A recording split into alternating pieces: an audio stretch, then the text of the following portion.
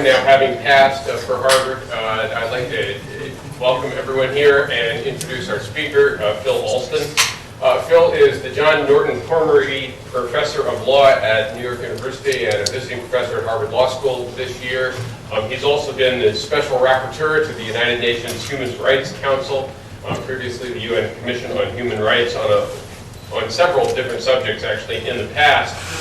He has a long list of previous academic appointments, and if I read all of his publications, I would take up the entire hour and a half that we have allotted. However, I should show that he's also the author of what is probably the definitive international law text, which you're welcome to take home and read in its entirety, of course, over the next day or so. In any case, without further ado, Phil, it's a pleasure to have you here. The topic is targeted killings, and I'll leave it to him to explain what those are and why they're important. Phil. Thanks, Steve. Throwing that textbook at people could constitute a targeted killing and would be a very effective way of achieving the objective. So I'm talking, the topic for my talk this afternoon is targeted killings, the US, the UN, and accountability. I'm going to be trying to cram in rather a lot of information on a range of different topics. My thesis, in a nutshell, is that current US policy on targeted killings, and this, I apologize, I've done so much media work that I know where to identify the points that the media will pick up on instantly, and that's what I'm guilty of here. My assertion is that current US policy is legally dubious, inconsistent, unsustainable, and counterproductive. That's all. I want to start off immediately, however, by saying that I'm not arguing that targeted killings, including drone strikes, are per se illegal. And nor am I arguing that they shouldn't be used under certain circumstances. I accept that they have many virtues and will have to be used in many situations. But my thesis is simply that existing policy is wrong. I don't think I need to go into the importance of the issue at great length. Targeted killings are central to counterinsurgency strategy these days. They are highly politically contentious in Afghanistan and Pakistan.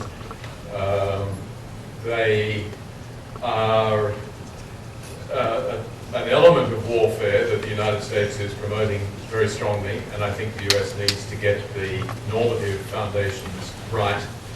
And I think there's also an important perception in terms of US credibility, legitimacy of what they do in terms of other interventions, which needs to be got right in relation to this particular technique.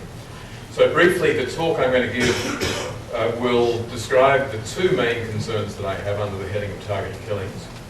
We'll make the case for what I call accountability and look at what the US has done in that regard. I'll then elaborate on the four critiques that I've already mentioned. And finally, this is something that Steve Wolf had suggested earlier, I want to look at the impact of the UN Special Rapporteur's work on this issue. In other words, whether what I was doing under the rubric of the UN had any impact, and if so, what. So quickly, a couple of definitions. By targeted killings, well, actually, there's a preliminary point, which is important. The report that I did for the UN, which was presented to the Human Rights Council in June of last year, followed up on earlier work that I had done, earlier critiques, earlier jousting that I had engaged with US government representatives. That report is almost entirely legalistic. I could put you to sleep very quickly if I were to go through all of the issues. The question of what sort of conflict are we involved in a particular situation, according to that classification, who can actually be targeted, under what circumstances, who can do the targeting, and so on. Now, I'm not planning to go over any of those legal issues. They're all extremely interesting. I'm very happy to take questions on them, but I'm trying to focus this talk in a slightly different direction. So, when we talk about targeted killings, I'm going to talk primarily about the situation in Afghanistan and Pakistan, and in that context looking at two problems. One is the use of drones, and the other are what I call night raids. But I'm also going to have in the background at least the broader policy issue of targeted killings outside armed conflict zones. So in other words, the suggestion that individuals are put on target lists in places like Yemen, Somalia, and perhaps beyond. When I talk about the United Nations, I am being outrageously self-referential, which is perhaps problematic. As the UN Secretary General said sometime last year, Mr. Alston does not represent the United Nations. He is merely a UN Special Rapporteur. I think he was trying to distance himself from comments I made on Sri Lanka at that stage.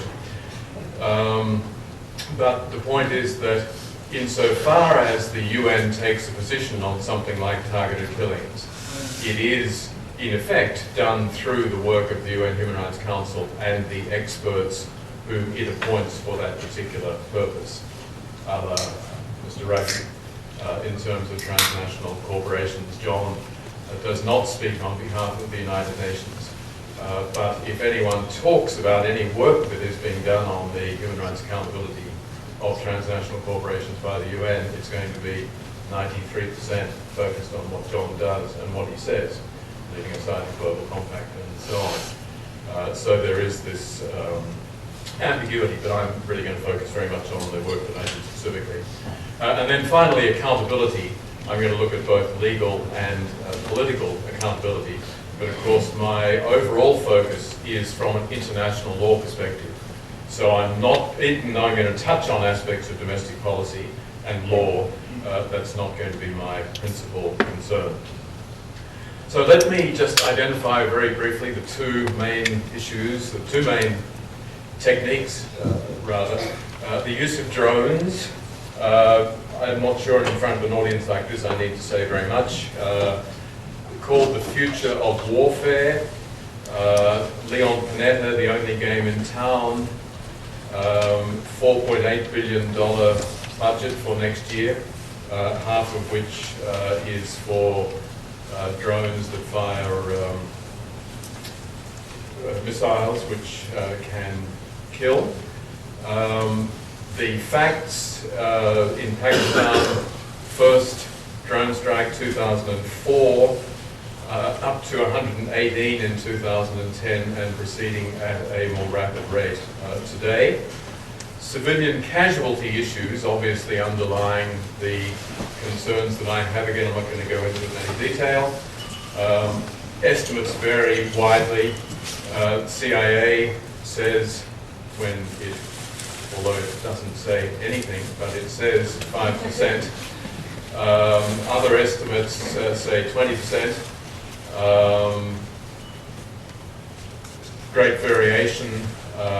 Happy to talk about the different sources and how one tries to evaluate them. I can come back to that later. Night raids I want to devote a little bit more attention to because they're not well known.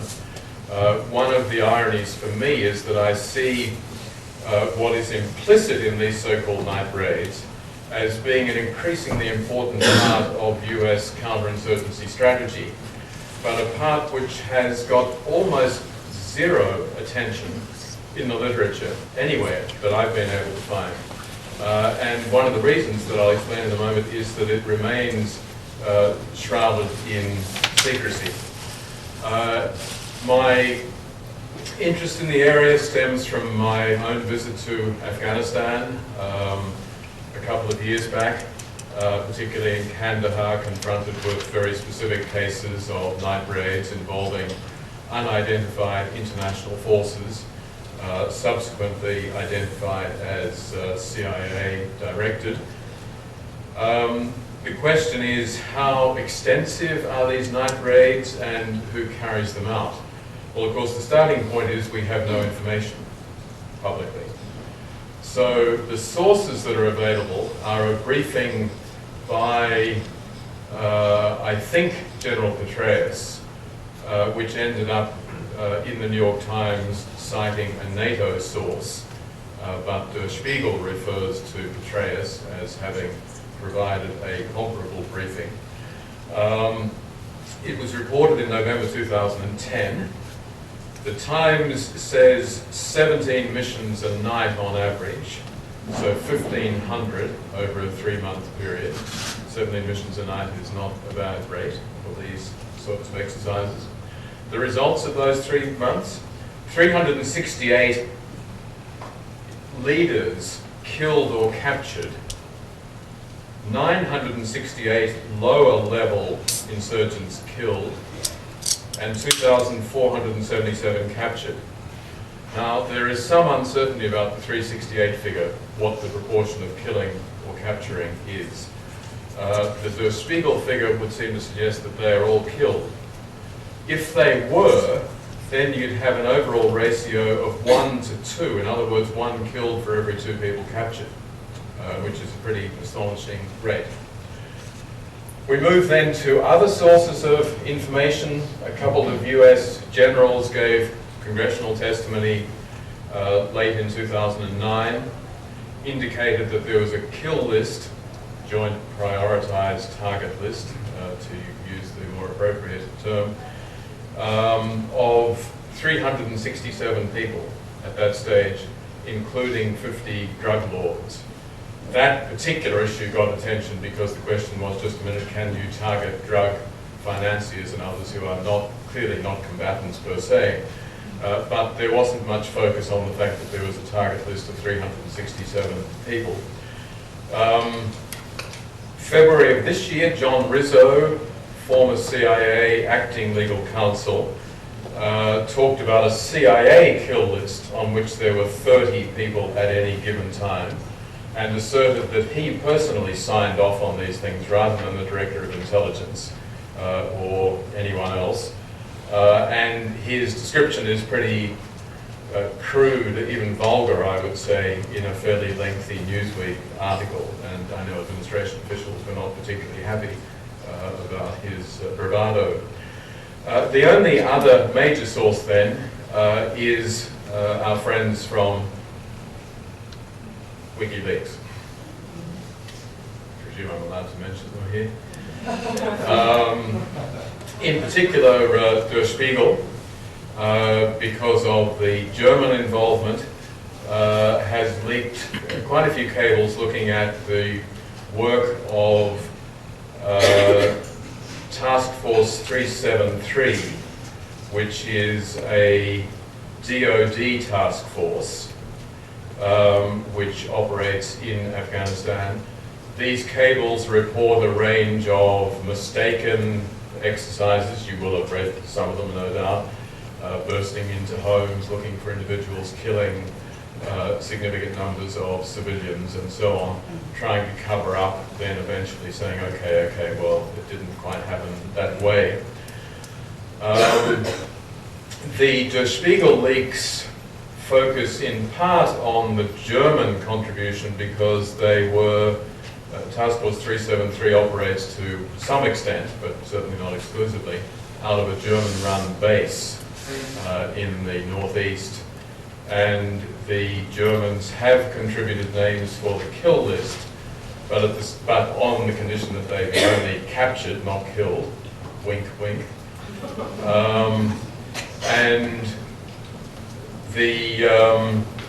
But the Germans themselves have refused to participate in the raids on the grounds that this is targeted killing, which they do not approve of. A very interesting position. The cable concluded, and this is the most interesting thing from my perspective in terms of trying to find out what the hell's going on, is that there are 6 separate kill lists that have been drawn up. In other words, people who can be targeted either with drone killings or through night raids. And I guess there's certainly a CIA list. There's a general DOD list. There seems to be a separate JSOC Afghan operations list, and there is apparently also a separate NATO list. That would leave 2 other lists of people targeted for killing. The main thrust, of course, what I'm getting at, I apologize, I'm a lawyer, is this notion of how are people put on the list, what sort of criteria are used, and if we don't even know what lists exist, what does that tell us about the knowledge that we have of the rest of the program? Next issue is who's actually doing this, and this is where I've found through my research, which of course is very much internet-based. I'm not going down to DC. I wouldn't be welcome. I wouldn't. No one at the CIA would talk to me. Certainly, when I was in my official capacity, I got an essential brush off from the military on a comprehensive basis. So all I can do is try and use my own investigative skills. The CIA clearly is now much more active in these special operations. Long history CIA, Operation Phoenix, very controversial in Vietnam. Many allegations of hit squads. Highest estimate I've seen, 25,000 people assassinated, that contested by some, and current authors, in particular someone in Colombia, arguing that Operation Phoenix was given a bad rap and has a lot of good lessons that it can teach us in terms of what we should be doing today in Afghanistan. But in any event, that wasn't the lesson learned at the time, and the CIA special operations were wound down almost to zero after the Vietnam War. And it wasn't apparently until '97, when George Tenet was appointed, that he began to build them up again. And then, of course, after 9/11, they expanded pretty dramatically in terms of their numbers and the role that they played. And when I was in Afghanistan, there were certainly many allegations directed specifically at the CIA, and I ended up having discussions with very senior military people who expressed in confidence, of course, but time has, I think, removed that bind, that they were, at least they said, very unhappy at the nature and extent of CIA operations, which took place well outside any of the line management that they were able to stay on top of. More interesting in a way, though, is the DoD Special Forces. I have to say, as someone who is not a military person, I'm a simple international lawyer with an interest in human rights. I was not interested in military matters a few years back. The notion of special forces conjured up in my naive mind a fairly small-scale, highly elite unit that would occasionally go into different places on the model of the British SAS, Special Air Forces services. In fact, the Special Operations Command that came out of the Tehran hostages debacle, in other words, there was a big inquiry, recommended that there needed to be serious special operations, more importantly that they needed to straddle all of the different services so that there would be full coordination and so on. That recommendation is so successful that today there are 60,000 personnel in the Special Forces operations of the US. The budget requested for next year is $10.5 billion. And in testimony to Congress a couple of weeks ago, the head of SOCOM, the Special Operations Command, said that they were employing the most lethal hunter-killers that any nation has to offer. So the point I'm trying to make is that the special operations premised on secrecy in operations, premised on no particular information being made available, are actually operating at a high level in large numbers, primarily but not only in Afghanistan. One figure that I saw was 85% in Afghanistan, but that's 15% then spread around in a range of other countries, not entirely. In fact, I think 85% was both Iraq and Afghanistan. So you've got 15% operating in other situations. The most interesting issue is the extent to which the CIA and the DoD special forces seem to operate almost interchangeably, so that one can never be sure exactly who is doing what operation. And there are certainly statements in the press and media reports that this is very intentional. In other words, whichever outfit is going to be subject to the least scrutiny or be able to maintain the most secrecy is designated to undertake a particular task. One of the strange things about the research that I've been doing, and again this goes back to my being an international lawyer, too much dependence on sort of formal sources and so on, is that if we're trying to ascertain what's going on in terms of these night raids and drone strikes, you know who the authoritative sources are. It's reporters from the New York Times, the LA Times, the Jane Meyer from the New Yorker and various others. That's the only information that's out there. There's nothing else. There's nothing in congressional testimony. There's no official reports. Everything is completely under wraps. And so we are sort of grasping at straws, but of course very often these sources will say that they are relying on briefings given directly by senior unnamed officials. Okay, so the case that I want to make, my broad thrust then, is that accountability is extremely important, and that includes a degree of transparency. The United States has very often said this in terms of its own policies. McChrystal, Petraeus have said it in official policy statements in Afghanistan that we need to be transparent. People need to know what's going on, etc. If you're trying to make rational policy, you can't do that in a context where there is no exposure, no knowledge of the figures, and one is talking always in a shadow area. If you're trying to ensure democratic control over the policy, again, this level of intransparency is highly problematic. And then there is my own particular little axe to grind, which is simply the perspective from international law. Human rights and humanitarian law are both premised on a degree of transparency. In other words, there's no point in coming up with all these wonderful principles of who you'll kill and under what circumstances and so on, if there is no ability to scrutinize and ensure that the policy is, to one degree or another, being complied with. So accountability is central to the international legal regime which exists. I'll come back to that in a moment.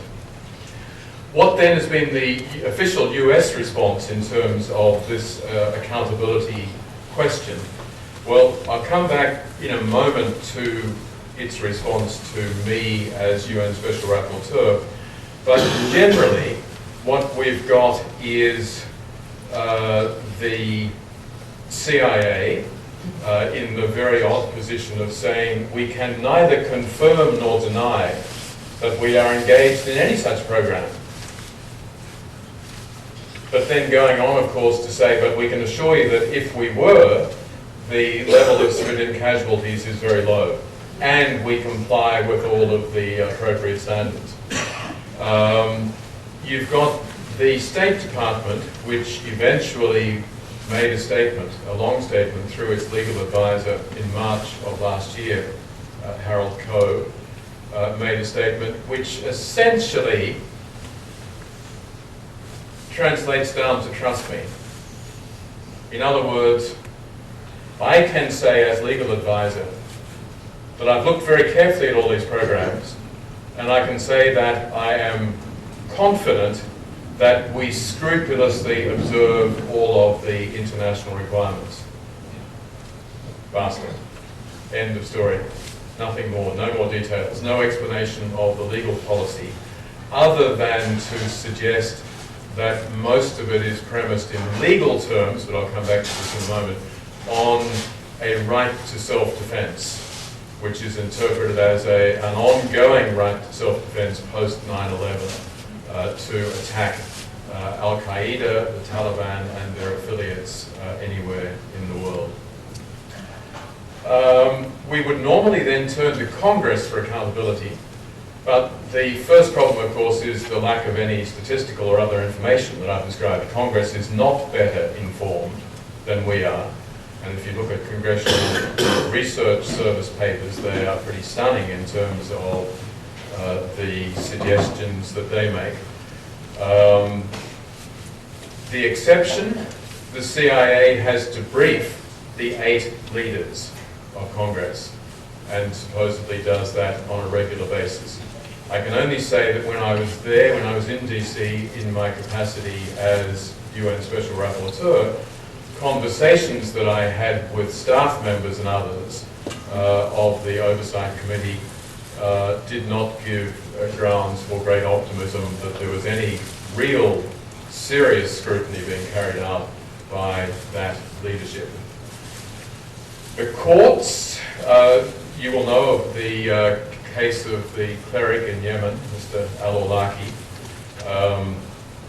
He is no doubt a most undesirable individual who no doubt also deserves very much to be brought to justice. But the question, of course, is whether as posed, at least by the ACLU and others, an American citizen can be put on one of these kill lists with no due process, etc., and simply taken out. What was stunning, maybe this is a non-American perspective, which after all my years in the United States I haven't quite managed to transcend, but the court which ruled on this took, of course, the easy way out initially, which is that the father of Mr. Al-Awlaki had no standing. They didn't have to take that line, but it was fairly open to them. But most dramatically, they said, sorry, this is a political question. It's not justiciable. It's not for the courts. It's executive privilege, basically. The executive wants to kill someone. Well, who are we to review that? It certainly isn't the approach that is taken by the courts of most other countries. So that leaves basically the international community to exercise some minimal element of accountability, and that's what the rest of my talk will be about. So let me then get into the specifics of my critique. The first characterization that I gave was that it's all legally dubious. Now, I don't really have time to get into that in these comments, but I would be delighted to go into it in great detail in questions. In essence, you've got 3 different approaches which are used in terms of the law. One is to really stretch existing concepts and say that international humanitarian law is applicable worldwide because we're engaged in a major armed conflict, and therefore we can treat these individuals, almost whoever they are, wherever they are, whatever they're doing, as combatants or individuals who are directly participating in hostilities, and therefore we can kill them wherever. That is not a position that I've seen supported by any non-American international lawyers, and certainly not by the ICRC and others. A second position, which is much more common in the American literature, is, well, terrorism changes everything. This is not like anything we've done before, and therefore we need a hybrid. We need to be picking out some of the laws of war and some of the human rights norms, and a very convenient little mélange, little mixture, which will actually enable us to carry out these killings. That sort of analysis is not without merit in the sense that terrorism does pose very particular problems, but it's almost always left at a level of great generality.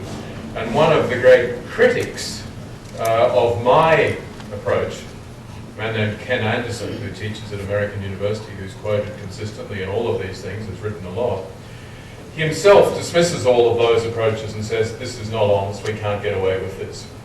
And so Ken then puts up the third option, which is the one I've already described, and that is that the continuing right of self-defense covers it all. And that seems to be entirely open-ended, this continuing right of self-defense. Ken Anderson describes his own view as one which is pragmatic, flexible, and changes over time to meet new circumstances.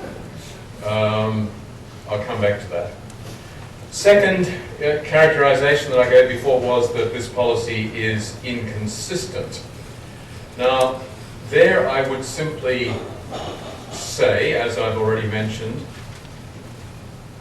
that if you look at the policy statements that NATO, that the US forces, particularly in the names of Generals McChrystal and Petraeus, have made, there is a strong emphasis on, first of all, minimizing civilian casualties. It's written into the counterinsurgency strategy in great detail. It's consistently affirmed. There have been astonishing statements, particularly from McChrystal, saying we have to show the Afghan people that what we're all about is civilization. We have to absolutely minimize, we have to give them that assurance, these deaths do more harm than good to our cause, etc.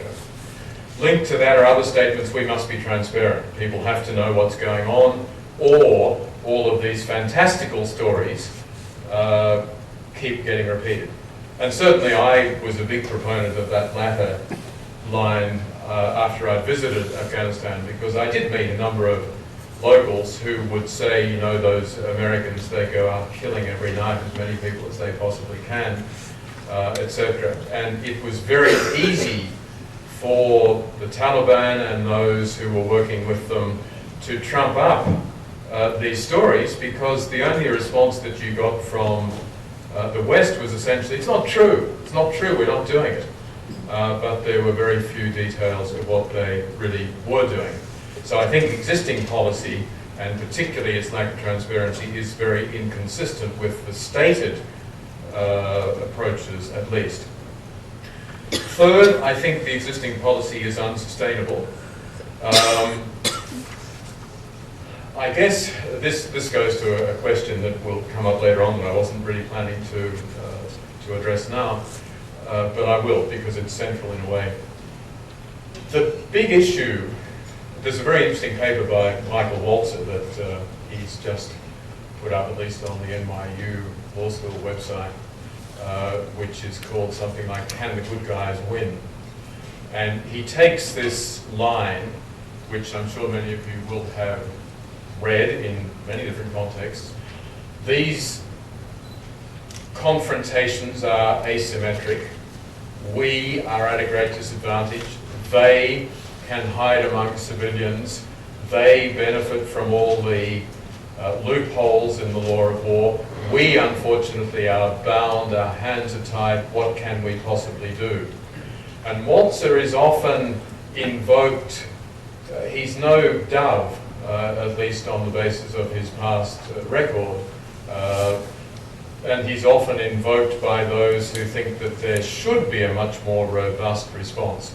Walzer's paper is fascinating. He says, look, do you think this is the only thing we can do? You know, great military powers, the only way in which we can deal with insurgencies of these sorts is targeted killings on a very large scale.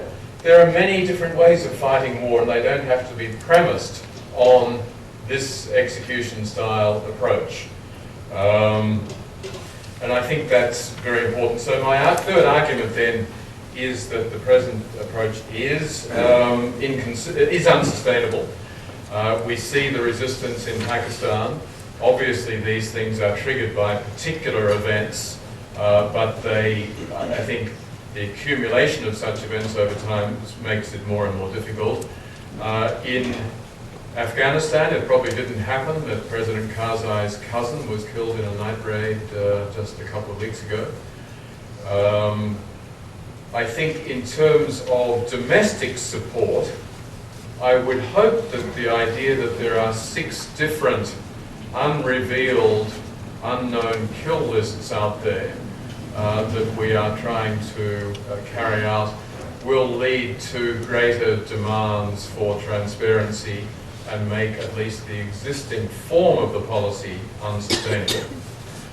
And finally, I argue that it's counterproductive because we are setting a precedent that I believe, at least, is very much available to be used by a wide range of other countries. Drone technology possessed now by over 40 countries. The Iranians recently launched a big new drone capable of going over 1,000 miles, delivering a fairly heavy missile headed in you-know-which direction. The question is, well, the question that I put in the UN context was then actually taken up by a journalist over here more recently, and that was, what would be to stop the government of China saying that there are Uyghur terrorists who are clearly attacking our society from within, Xinjiang, etc. They are not being arrested in the places where they are hiding or being harbored, and we have no option but to take them out by using a targeted killing, a drone strike, or whatever. Now, the US policy does nothing to eliminate that argument. Russia has made a similar argument. Russia has said, hey, if the United States and Israel are using these weapons on a regular basis, why shouldn't we? And they've put it into law that the president can authorize, and there will be no question asked about the use of targeted killings outside the borders of the Russian Federation. So, again, my view is that we are doing ourselves a great disservice by not answering any of the legal questions, by not seeking to provide at least a minimum degree of transparency and accountability. I'm happy to talk later about what could be done. In other words, the very predictable question, but come on, what sort of idiot are you? CIA, got to operate in secret. Sorry, that's just the way it is.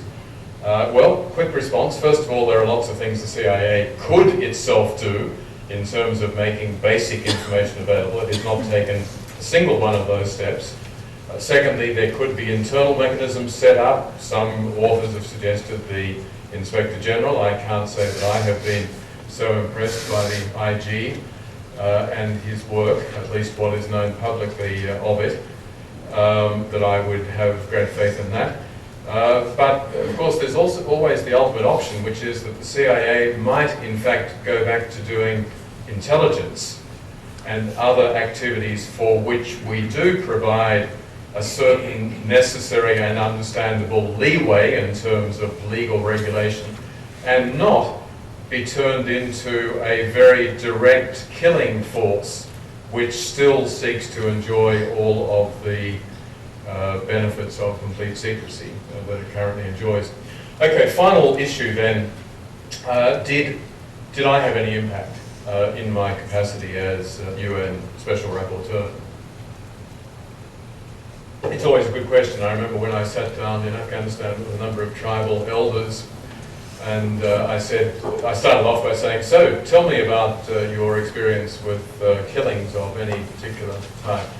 And they said almost at one, hang on, not so fast. We want to know if you can make any difference. Why should we bother? What are we here for? Who are you? What impact is your report going to have?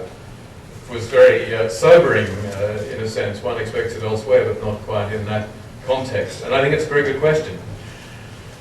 The starting point, and I could talk about this at great length, but I promise you I won't, is to say that a UN Special Rapporteur in a field like extrajudicial executions can have a significant impact in a lot of countries. And I'll give you just a couple of very quick examples. In the Philippines, which I visited in 2007, the number of killings of leftist militants dropped by 2/3 immediately after my visit and remained at that lower level. The cabinet secretary, the equivalent of the prime minister, flew to New York in order to meet with me, as he told the people of the Philippines, in order to assure me that various steps had indeed been taken. An investigation was eventually launched of a major death squad that was active in Davao City, which the government had completely denied all knowledge of before my visit. The terminology changed. The word extrajudicial execution was never used by the government. I forget the term now, but it was something predictable like unfortunate deaths or something, some euphemism. And of course, it's very important to change the terminology so that one knows what one is dealing with. And you'll still see references to the report that I wrote in news reports on the agenda of the new president, Noi Noi, and what he's trying to do about these killings. In Kenya, where I visited in 2009, my report was on the main website of one of the two main newspapers for about a year on the front page, Alston report up on the corner. When my report was presented to the UN Human Rights Council, I had the great honour of 5 cabinet members flying to Geneva explicitly to either to defend or attack the report. And when it looked as though the results of Kenyan lobbying would lead to my dismissal, which came very close to happening, the Prime Minister of Kenya flew to Geneva and said, the Alston report has made a big difference. We shouldn't shoot the messenger. The police commissioner, whose dismissal I called for, was indeed moved on to another job within a couple of months of my visit, and is now one of the 6 people indicted by the International Criminal Court, which in turn has made extensive reference to my report. So my point simply is that the report of a special rapporteur can make a significant difference in certain circumstances. In the US, it's different. First of all, the US went out of its way to downgrade the status of the visit in a most remarkable way. The best illustration I can give is, I said, well, of course, I'm interested in the death penalty to the extent that, not death penalty per se, but to the extent that due process protections are not being respected. And therefore, I decided I'd like to go to Texas and Alabama. Official response from the State Department, yes, we've noted your interest. We're attaching below the fax number of the governor's office in each of those states, so feel free to contact them. Any other country that I ever visited, I would normally meet with the president. I would certainly meet with all of the cabinet ministers, and everything would be organized by government officials, but not in the US. There are good reasons for that as well as bad, so I'm not going to go on about that too much. I would nonetheless argue that in fact my report has made a significant difference. It's true that there has been never a single official response to my report beyond the US government in Geneva saying, well, thank you, Mr. Alston, for a very interesting report. We will look at this very closely. Thanks again. But in terms of real impact, certainly all the major newspapers covered it in considerable detail. Op-ed pieces in the Wall Street Journal mentioned me not favourably at least twice. The New York Times had an entire op-ed on targeted killings, which was based in part on private briefings from me.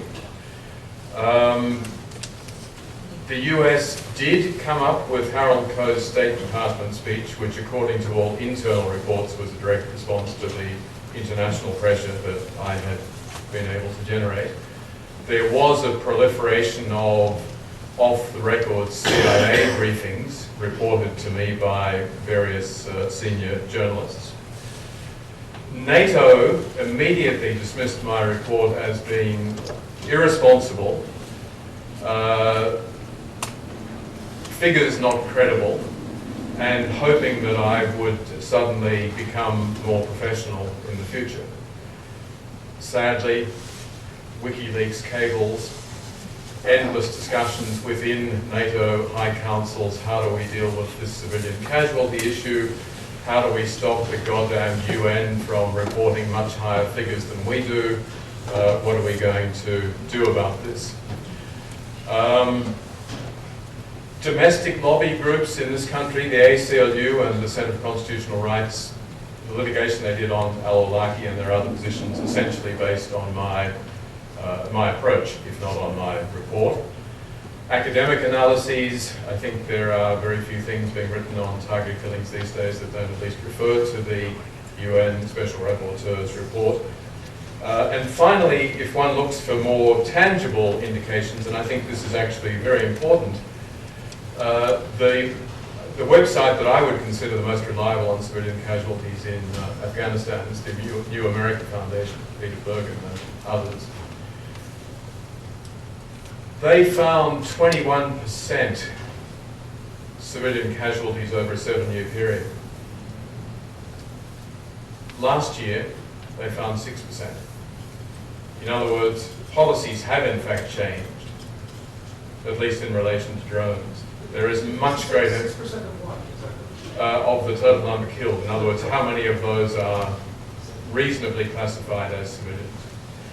In other words, policies have changed, targeting has changed, there is a far greater effort.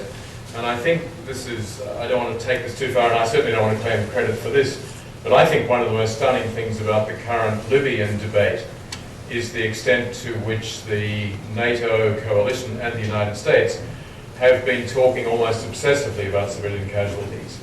We are absolutely not going to incur these, we are going to do everything we can to avoid them, etc. There's a real lesson there. There is a significant constraint that has been imposed. Okay, I'm going to leave it at that. I suspect I may have touched upon one or two controversial issues that might generate the odd question. Arthur.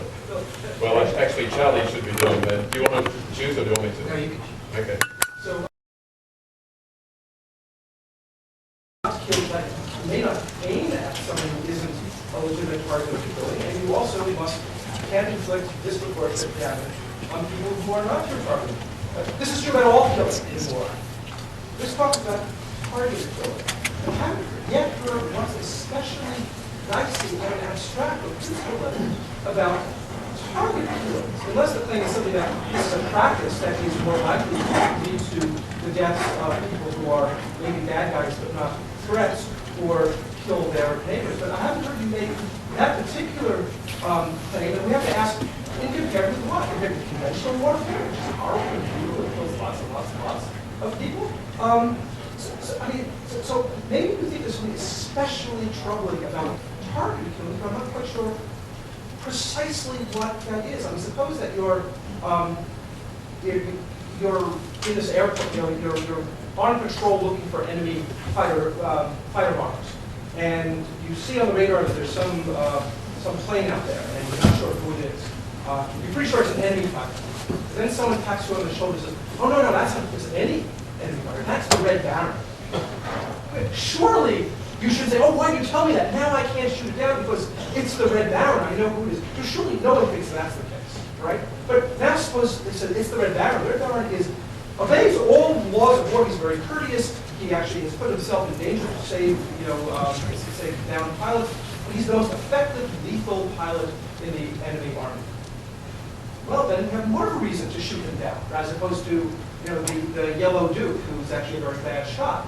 Right? So you might say, well, no, we have to exclude that information. The fact that it's the Red Baron, we have to exclude it from the record and just treat it like any old enemy fighter pilot. But of course, all else isn't equal because it could be that we're not sure. Maybe it's actually a civilian airline. In which case, it may make a huge difference whether this is one of the biggest threats in the sky or just, the yellow guy who actually is not a very big person. So it seems that the ordinary, jus in bello criteria apply here.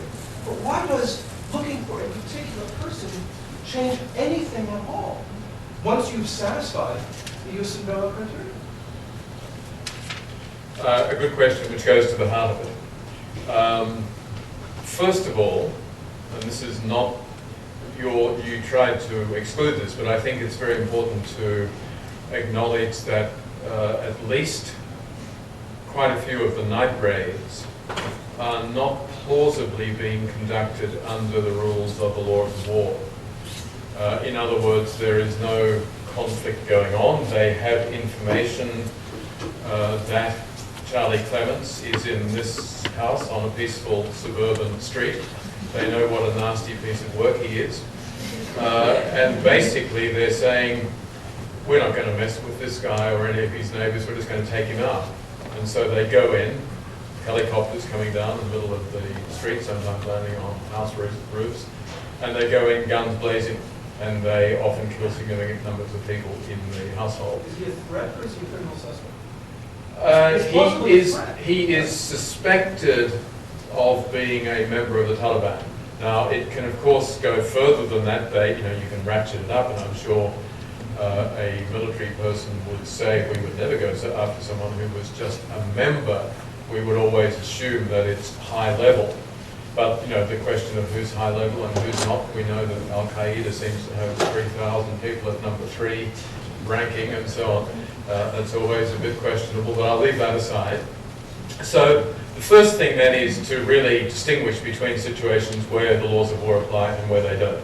But your real question, and I take it as being entirely appropriate, is in terms of an armed conflict, where you've got clear what principles govern, why should we be particularly concerned about targeted killings?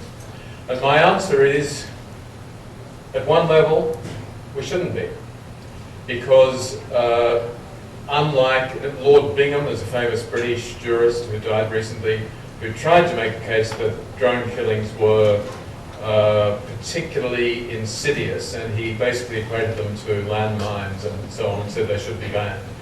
That's a nonsense in terms of any legal analysis. There's no difference between a fighter pilot dropping a bomb and a drone being fired from Langley or from Nevada. So why am I concerned with drone killings? And in fact, my position is even sillier, because these weapons are so much more precise. We're getting more precise all the time. We can actually get Charlie Clements right through the heart and leave his lungs fully intact, etc., as we get more and more precise. So what's the big deal?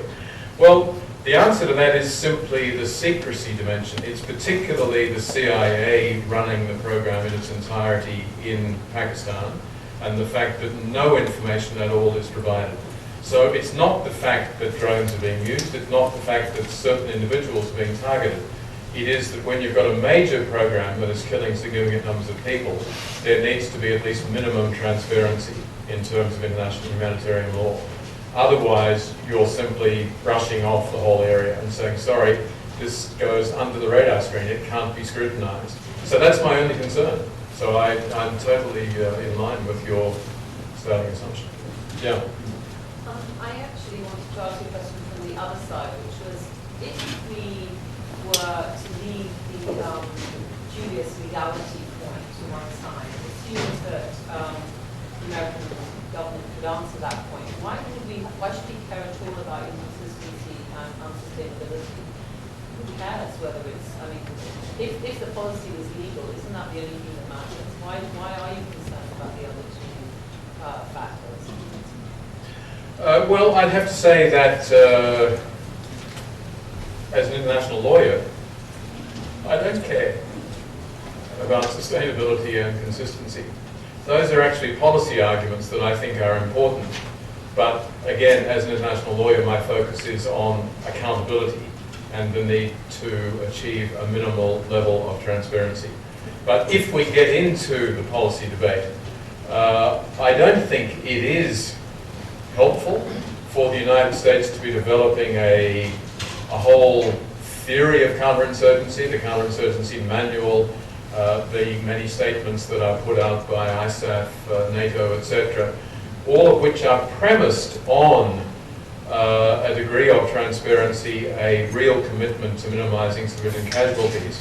And then that's juxtaposed against the night raids in particular, which I think are actually more insidious, in fact, than drones. I think it's, as I said, astonishing that there is no attention paid, apart from the occasional story in the New York Times or the LA Times. No attention paid to that dimension at all. But I think it is, if you read any of the literature on the winability of the Afghan war, which seems to be an issue of major importance, this dimension is always brought up. In other words, how can we win the hearts and minds of the people? That seems to be the strategy we're trying to use. And is that compatible with the types and the numbers of killings that are taking place under the rubric of targeted killings? So that's why I would argue that in policy terms they're important. Yeah. Yes, I just wanted to go back to you mentioned this around the code justifications from the State Department side, this is just crossing it legal. And if you look at the oversight of the State Department specifically in justifying this action, what do you provide?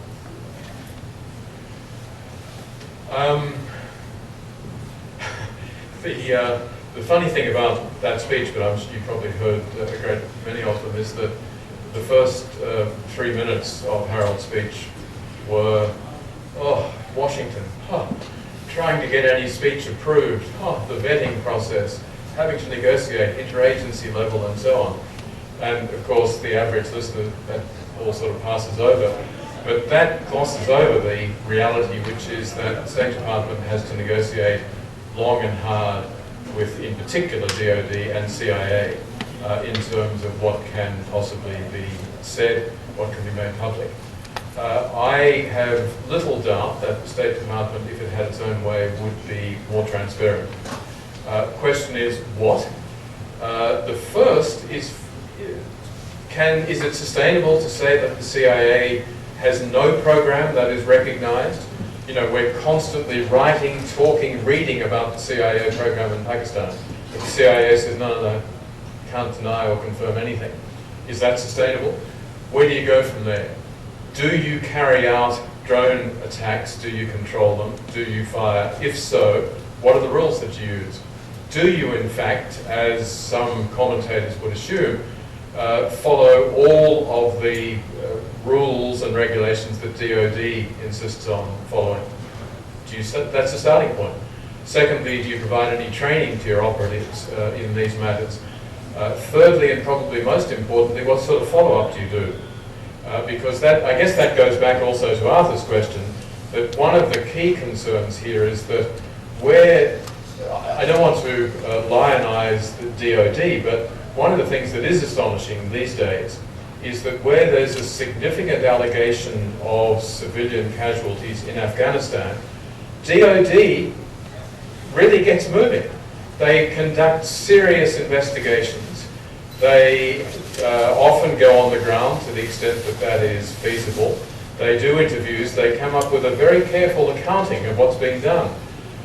The CIA, I mean, there's one of the few things, I think this was Petraeus' briefing, or maybe someone else said, well, I gave the figure 5% before I could talk more about CIA, figures just pulled out of nowhere, but I won't do that now unless asked. But one figure was 1% civilian casualties maximum. Well, the problem is that from what we know about the error rate in Afghanistan where it's public, and the error rate in Israel where it's used, from what we know about a natural inclination to deny, to cover up, which any of us engage in when we're operating in complete secrecy, the likelihood is that CIA civilian casualties are much higher than is recognized. But we don't know. We haven't even been told that they have followed up on any specific raids, let alone that they've ever found any specific problem situations or done anything to address them. So I'm not a purist. I'm not saying, hey, come on, if the CIA is going to be legal, they've got to put up on their website, tomorrow morning we're going to target X, Y, and Z and this area and so on. There are great limits, but a little bit of creativity, a little bit of open thinking would lead us quite easily to at least a minimal list of information that will be made available on a regular basis. Steve. This is going to follow up on the whole thread of conversation. You're not in principle opposed to targeting individuals who are suspected on some reasonable basis of being engaged in very bad things with your your concern is... This is legal terminology that you're using here. As close as I ever get. Your concern is that we simply don't know very much about what is actually being done, and the assumption buried in there is if we actually knew more about it, we might stop doing it. Right? That we might decide that the error rate was too high. Right? That 10% civilian casualties is unacceptable to us. But in fact, you're not positing what that threshold would be. It might be 60% was acceptable to us, provided we were trying as hard as we could not to hit civilians. Given the nature of the technology, it just happens to be that in order to go after those people doing very bad things, about 60% of the time we're going to hit innocents, but since the stakes in this conflict are so significant, we're willing to accept that, right? So you're not positing any sort of moral or abstract principle of what level of mistakes are acceptable. Your simple point is that the polity, either the United States itself or the international community, can't make that judgment in the absence of more information about what exactly is being done. Is that the end of your question? Yeah.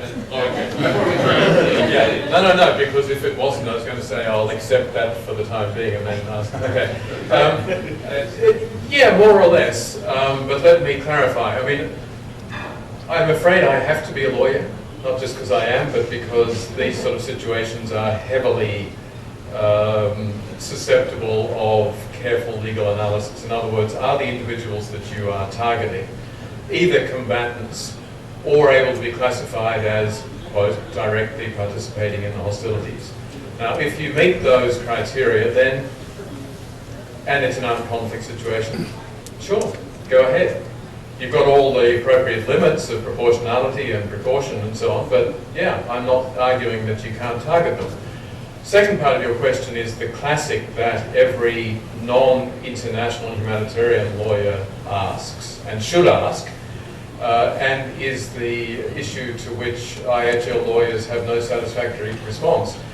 And that is, you imagine yourself in a situation, Obama in the White House, okay, you've told me we've got this guy, I don't know, even Osama, bin Laden, we've got him, but he's surrounded by civilians. So, legal advisor, what's a reasonable proportion? If we kill one bin Laden to what, 50 civilians, 1,000 civilians? Give me a number.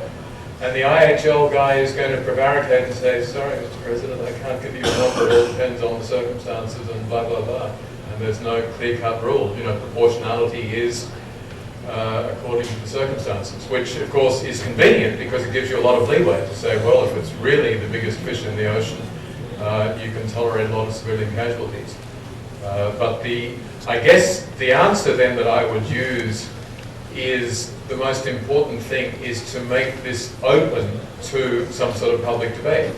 There are various cases in Israel where lots of information has subsequently been shared on decisions either to bomb or not to bomb in situations where significant civilian casualties would have ensued. But there isn't a numeric ratio that can be provided.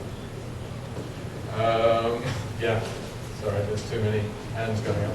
My question is, how do we even distinguish between civilians and combatants in this context? Civilians normally wear grey suits and... And we know that line is very shady, and I'll use just really an example. People are civilians one day, and the next day they pick up arms. So it's really quite shady, but especially in certain contexts, southern Lebanon, Afghanistan, where these arms are living blurred, and where, also combatant and enemy, who say they pick up arms, but there are other means by which they can combat this by picking up arms. And so I guess when we're talking about these lists or thresholds, it's very easy. I mean, or I should say it's very difficult or easy when you put multiple tags on people. When you just shift them from one list to another. So if you're trying to argue that there are too many civilian casualties, well, you know, you can put them over here. Okay, so what conclusion do you draw from that? Well, obviously, that's not what you manipulate. Right. Okay. And, well, I mean, it's very problematic. Yeah. Go on. Okay, I'm the one who's supposed to be under pressure here, not you. This goes to the heart of international humanitarian law. In other words, the long-standing commitment going back to the Lieber Code, Civil War days, 1863, there has to be some humanity in war, both from a moral point of view, but also strategic. That there's no point in conquering an enemy who is then so bitter because we have killed under such egregious circumstances. So international humanitarian law, long history of evolution, signed on to by every government in the world, basically, certainly the Geneva Conventions, are premised on precisely the sort of distinctions that you described. Now, there's a very long list of technical answers that I could give you. That, you know, if you take up a weapon right now and start shooting, you're not a combatant, but if you join with an organized armed group which meets certain characteristics, and you then, depending on, again, what criteria, you occupy some, what the ICRC calls a continuous combat function, then you are considered not to be a civilian. There is, unfortunately, no way around making those difficult distinctions. Governments do it all day long. The United States government doesn't contest it for a moment. It concedes that there needs to be this absolute distinction drawn. It also acknowledges, of course, that it's difficult to do it in some of the situations that you described. But that doesn't mean we give up. Some sort of humanity in war is too indispensable for us to not have to tackle the hard questions. And that's the essence of what we're debating now. How do you make those, how do you come up with those definitions, and how do you make the judgment calls in practice? But the alternative is to say, it's all too hard, just bomb them all. You know, we don't know who's what. And that would not, I think, be a better world. Yeah? So going back to the three legal justifications that you outlined that have been advanced to support the U.S. position, is there any way to provide those checks and balances and accountability into those justifications that would meet, in your mind, the appropriate standard? Well, I guess that I have to say that the one that troubles me most is the one that now appears to have won the day, as I've mentioned, and that is that this is a never-ending use of the right of self-defense. Again, this is a complex issue. There was always, as the US position points out, a customary norm that a state is entitled to defend itself from an armed attack. The UN Charter was all about trying to put very strong limits on the ability of states to engage, to make use of force internationally. And so the starting point was to say no state can use force. It's prohibited, Article 2.4 of the UN Charter. But, of course, it had to be realistic and serious, and so Article 51 says that force can be used in self-defense. The debate then is, how do you define self-defense? And the traditional approach has always been, well, it's got to be in response to an attack that is imminent, etc., etc. The United States has taken that doctrine and said, well, we were attacked on 9/11. We continue to be attacked by Al-Qaeda, the Taliban, and its affiliates all around the world. And therefore, we have a continuing right of self-defense, to respond to any imminent threat. Now, it stretches the whole notion of self-defense way beyond breaking point, in my view, and it sets up a policy which translates into we have the right to kill anyone, anywhere in the world, if we deem them to constitute a threat to our security. And I don't think that's a sustainable policy if then applied more generally. In other words, if other states were to take it up, it leads to anarchy and chaos. But if you overlay proportionality or some of these other principles, transparency, would that overlay on top of that right of continuing self-defense? Does that then the standard of it? Well, one of the... First of all, I don't like going down that road because I think it's a very bad idea, but I'll go down there with you. Ken Anderson would say that if we are acting in self-defense, we are no longer constrained by all these other things. And he sees it very bizarrely as suddenly unleashing you from the restraints of international humanitarian law and so on. I think that is clear nonsense. However, I would credit your position and say that it would be a big improvement on the existing one, because if you've then got proportionality limits, the US would only be able to fire under certain circumstances. You'd have to demonstrate that someone really was an imminent threat. Of course, you then get into all sorts of definitional issues. Is al-Awlaki in Yemen posing an imminent threat?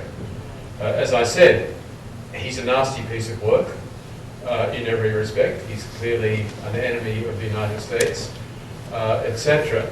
But how do we limit that? In other words, people who are around the world who are calling for jihad against the US, do we take them out because they represent a threat? Presumably not. It's got to be more imminent. So what do you do with al-Awlaki? The other extreme is you've got to, find his fingerprints on a gun, on a missile or whatever, on an email saying I want you to shoot at the Pentagon tomorrow morning. That also is too extreme because it's not helpful. But trying to define that middle ground is highly problematic and takes us down a very difficult road. Yeah. So you mentioned night raids earlier, how they're quite insidious. I mean, I would argue, I guess, from experience, prior military, been involved in the targeting process. I mean, I would argue that night raids are actually, they limit collateral damage versus doing day raids. Just wondering why do you think they're so insidious?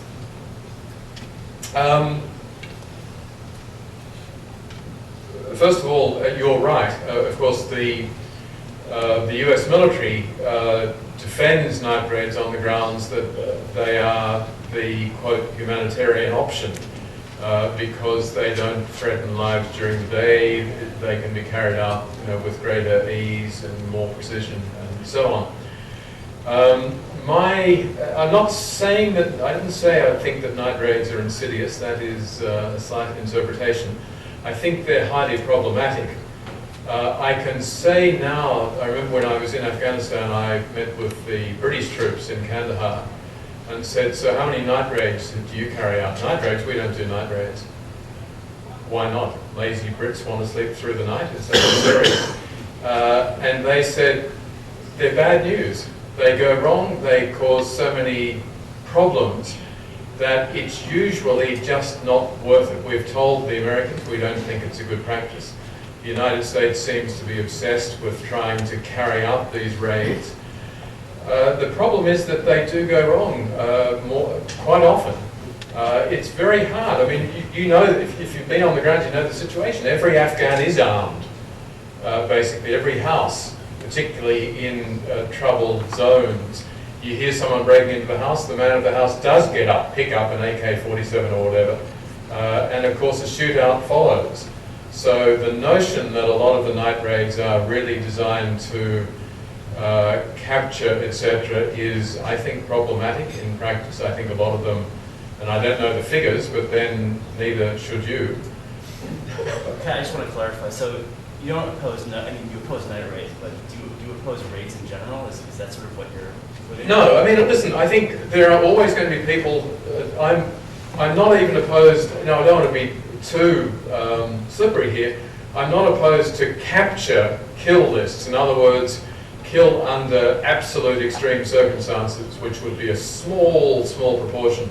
Capture, it's necessary. If you really identify people who are big-time troublemakers, take them in, arrest them, cut it off. So I'm not opposed to it. I just, the other, it really, I hope I'm not being too slippery and coming back constantly to the accountability thing. We want to know what's going on. And I think to the extent that it's not, you leave it open very much, not even so much to individual DoD commanders, but this is special forces stuff. And to the extent that you've got special forces, what were called in Afghanistan campaign forces, in other words, CIA-led, locally recruited thugs, it's a very different sort of proposition. And I think there needs to be a lot more transparency about that sort of practice. Maybe I should go over that direction. Yeah. Yeah, I wanted to ask a kind of broader question. One of the things that strikes me when we're talking about human rights within the context of war, whether it's justified by self-defense or some other reasoning, and it seems is that we always seem to be playing in the context of war as if it itself is always inevitable. It's always a kind of state of, it's a condition within which we all live. And one of the things that worries me about the United States right now in terms of human rights policy with respect to our foreign policy is that we take for granted that we are always at war, and we have been now for however many decades at least. I won't argue a longer history of that, but I'm not doing that now. And it seems to me that from a human rights perspective, is the best we can hope for within a context of ongoing war, that we're always sort of tweaking the edges, making war more humane, trying to come up with policies that are really kind of instrumentalist and incrementalist and practical, and diminishing, therefore, our larger ethical and moral imperative to actually confront the war machine, to think about a world without war, to call for some kind of foreign policy that would restrain this world of war that we seem to take for granted now, rather than have to deal with that. I worry about the moral implications of moving from a place where we hope that we don't have to deal with war to one where we assume that we always will be, and therefore operate in that landscape. Seems to me, from a human rights perspective, that diminishes our capacity to change the world in the way that human rights, in my mind, are meant to do. Well, this is a small topic that you raised. I mean, it's huge, it's deeply philosophical, etc. I guess the main comment I'd make, and this is a much more personal reflection in a sense, is that what I see with the US is the enormous investment in both hardware and personnel leads us, if I can put myself in that camp, Australia is always right behind the United States in all this stuff, leads us to believe that every problem has a military solution. And I think that is in part because we have such gigantic military resources. And of course they need to be used. We want to use them. We want to deploy them. We're not, no one's pretending we're really hanging out there for for an invasion by Mexico or anyone else, and that's why it's all built up. So there is this assumption that we're going to project military force internationally on a very significant scale. And I think that does diminish the extent to which we think about other solutions to grave crisis situations. It's always how can we send the troops in, or the missiles, maybe not the troops, as the first reaction. And I think that's not a good thing. That's a very big philosophical issue. I'm not reading his textbook after to threaten him with it. But I do have to call this session to an end, and I want to thank Phil for his presentation today.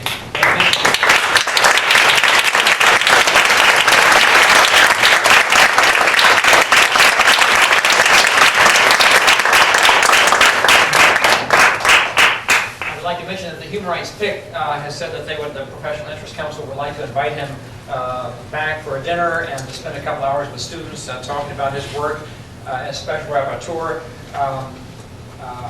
Steve alluded to it, but he was the first Special Rapporteur for Economic, Social, and Cultural Rights, and before that, he was the first chairman of the Expert Committee on Economic, Social, and Cultural Rights. He really lifted that whole convention into the realm of human rights when it had really been obscure before that time. So Phil has a remarkable track record he can tell us about. I'll close by mentioning that Bertrand Russell once mentioned that people who are obsessed with talking about their work on the verge of a nervous breakdown. And we're going to excuse you for that today, Phil, because we asked you to talk about your work as Special Rapporteur, but we're very grateful for your presentation today. Thank you all for coming.